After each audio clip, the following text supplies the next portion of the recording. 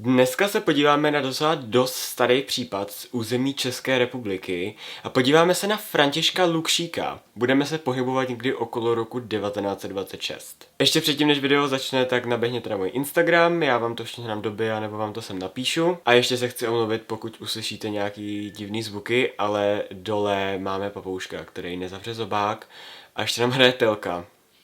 Pardon. František se narodil 4. února v Českých Budějovicích, už jako dítě byl dost problémový a v 15 letech byl stíhán za několik útěků z domova a později třeba i za krádeže a měl taky dost finančních problémů. V roce 1929 nastoupil do dřevářské firmy v Praze a tam se seznámil se svojí kolegyní. Tehdy to byla mladá 23letá Ludmila Rubáková.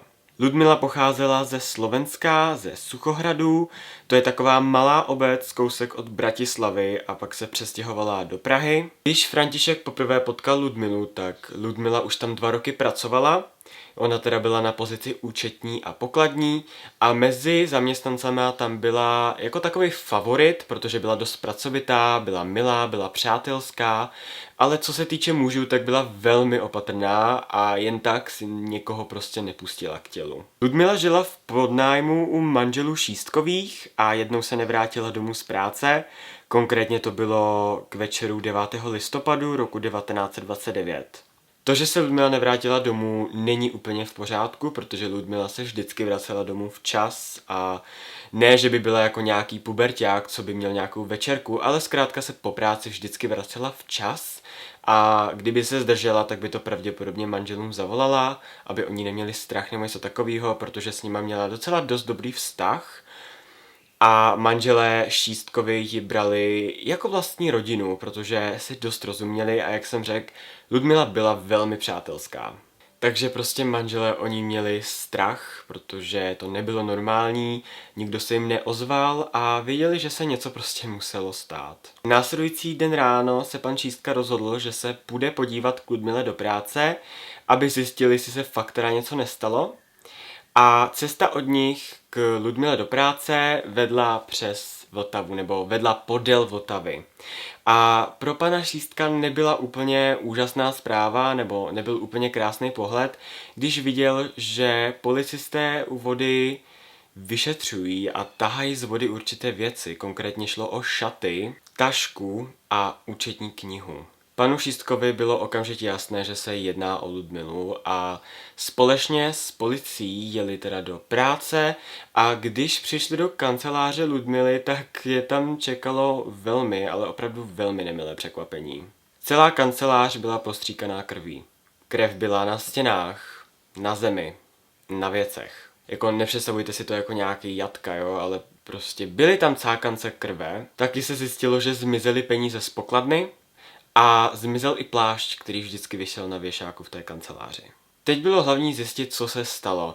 Jestli už je Ludmila mrtvá, nebo jestli náhodou ještě není živá. Začalo okamžité pátrání po Ludmile a dokonce se podařilo zjistit, kdo jako poslední navštívil Ludmilinu kancelář. První byl muž, který inkasoval peníze od zákazníků a přišel jí tam dát 5 000 do pokladny. Druhý muž byl mladý student, který za ní přišel a byl to její kamarád. A třetí muž, zkuste hádat, kdo to byl, můžete 3krát. František. Náš úžasný František. Výslech prvních 2 mužů proběhl naprosto v pořádku, oba měli alibi, ale když došlo na Františka, tak nečekaně přišel problém. A to sice, že Františka nikdo nemohl najít.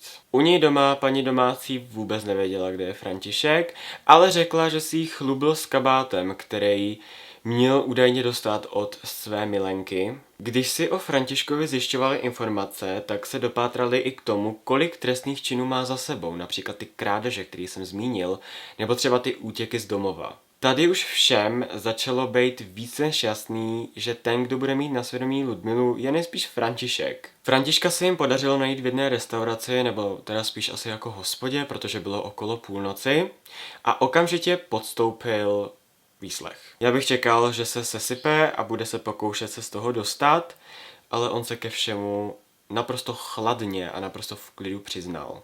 Přiznal se k tomu, že Ludmilu skutečně připravil o život, Dokonce následující den byl schopný i ukázat a popsat, co se stalo a jak to udělal. Dokonce jim i ukázal, kde je tělo.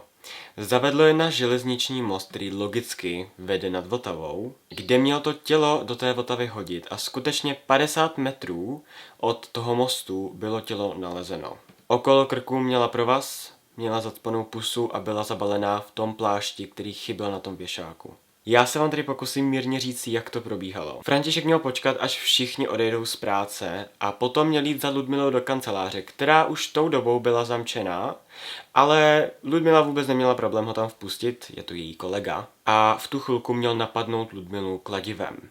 Jeho motiv byl krádež peněz. To víme už ze začátku, že on a peníze, to šlo prostě dohromady. Po útoku kladivem Ludmila ještě normálně žila, nebo jako normálně žila. Jako kdyby nepokračoval v tom, co přijde za chvilku, žila by, mohla by přežít. Potom totiž začal brát různé věci a začal jí škrtit. Potom narazil na ten provaz, se kterým teda byla nalezena v té řece a do toho všeho jí i mlátil. K tomu všemu jí i zacpal pusu, takže byla už úplně bezmocná. A potom, co to jakoby dokončil, tak MHDčkem nebo veřejnou dopravou, tou dobou asi ne MHDčko, ale jel veřejnou dopravou za svojí vdanou přítelkyní a začali tam spolu plánovat, třeba jako kam zajdou, prostě plány do budoucích dnů. Ty si před chvilkou brutálně někoho připravil o život a teď si tedy plánuješ, kam půjdeš na véču. Ještě k tomu plánuješ jít na véču třeba s někým, kdo vůbec netuší, co si před chvilkou udělal. Potom si úplně v klidu odjel do centra Prahy nakupovat oblečení a koupil si tam i ten kabát, se kterým se chlubil té paní u něj doma. Všechno samozřejmě za peníze z té pokladny. Potom se ještě seznámil se společnicí a odjeli spolu na hotel taxíkem, myslím, že to bylo někde na Malé Straně, nevím, nebo Staré Město. Potom se nechal taxíkem zavést zpět k práci, kde se snažil zamazat stopy, což se mu úplně nepovedlo vzhledem k tomu, že jsme ty stopy všechny našli, nebo nenašli jsme všechny, ale už na první pohled jsme tušili, a to jsme jenom v roce 1929, kdy vyšetřovací schopnosti nebyly úplně jako... A potom v pytli odnesl tělo k mostu. Společně s tím tělem vzal i osobní věci, jako to, co vlastně vylovili z té řeky, když jsme se o tom dozvěděli poprvé. A společně to všechno hodil do té řeky a už víme vlastně, co se stalo, že jo. I přesto, že se to vyšetřovalo a hodně se o tom mluvilo, Františkovi to bylo jedno, ten si jel utrácet svoje peníze, nebo svoje ukradené peníze a pak ho dopadli. Tohle dobou se takovéhle činy děly docela dost často a veřejnost toho už byla unavená a proto tohleto už byl takovej ten poslední prostě pohár přetekl, chápete, jak to myslím. Takže veřejnost prostě požadovala, aby tady ten člověk dostal trest nejvyššího rázu. Trest smrti se tou dobou snížil, že jste mohli dostat maximálně do životí, ale tady se udělala prostě výjimka. Několik lidí se za něj postavilo a on i sám žádal o milost, ta mu bohu dík nebyla udělena a 6. prosince roku 1930 byl vykonán trest. Hele, známe hromadu vrahů, jo? Hromadu sériových vrahů. Mně přijde, že hodně z nich si potom ke konci života vyčítala svoje činy, ale tohle...